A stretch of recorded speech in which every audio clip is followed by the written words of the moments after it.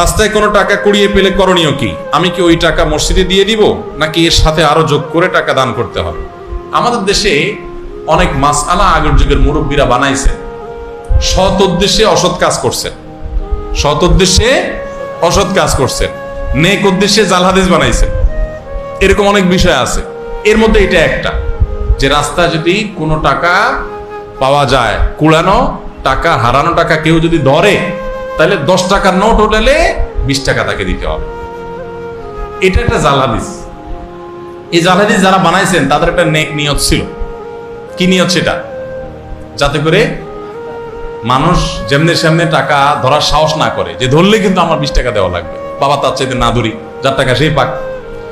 তো এই নেক উদ্দেশ্যে এটা জাল হাদিস বানাইছেন, কাজটা ভালো করেন নাই।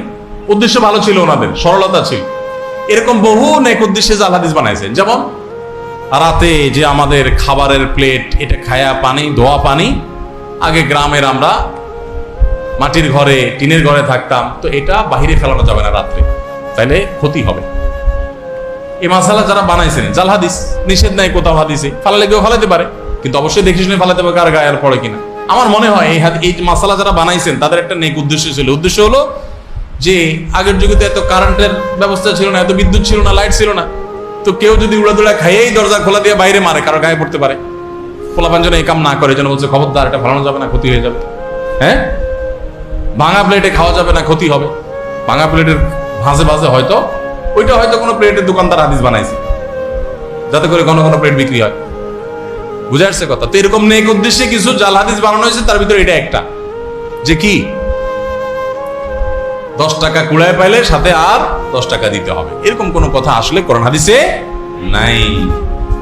পোলাপান রে সঠিক রাস্তা রাখার জন্য এরকম বই কিছু বানাইছে। ওই যে আরেকটা মাসালা আছে না এরকম, যে কি যদি পড়ে কেউ বই খোলা রাখে, পোলাপান বই পড়ে খোলা রেখে চলে যায়, তাহলে কি হয়? শয়তানে পড়ে। শয়তানে পড়লে তো ভালো, শয়তান মানুষ হয়ে গেলে তো এটাই চাই আমরা, শয়তানে পড়লে তো ভালোই।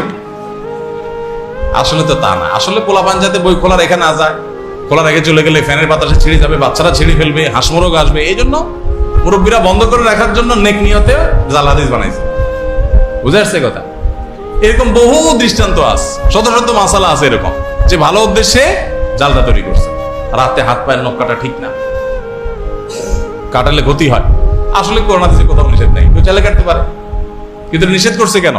হয়তো বা এই জন্য নিষেধ করছে যে আগে তো কারেন্টের লাইট ছিল না, আলো অন্ধকারের মধ্যে কাটবে, পোলাপেন হাত পা কেটে ফেলবে, এই জন্য যার না কাটে, দিন আলো জন কাটে, এটা জাল হাদিস বানাই দিচ্ছে।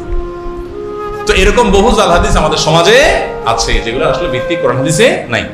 তো এই যে কথা, যে টাকা কুড়িয়ে পাওয়া টাকা, এটা পাইলে বেশি টাকা দিতে হয়, সঠিক না। যে টাকা পাবেন সেটাই দিতে হবে। এখন কথা হলো এটা কি করবেন? ভাই জিজ্ঞেস করছে মসজিদে দান করবেন কিনা। উত্তর হলো মসজিদে দান ধরেই না।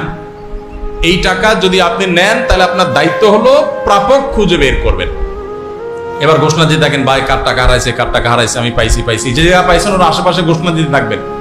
দিতে দিতে যদি মালিক পান তো আলহামদুলিল্লাহ, যদি মালিক না পান, দীর্ঘদিন বলতে বলতে আর আশা হারাই গেছে যে না এইটা আর পাওয়া যাবে না, তাহলে সেক্ষেত্রে এবার মালিকের তরফ থেকে আপনি কোনো গরিব দুঃখীকে বা কাউকে দান করে দিতে পারবেন।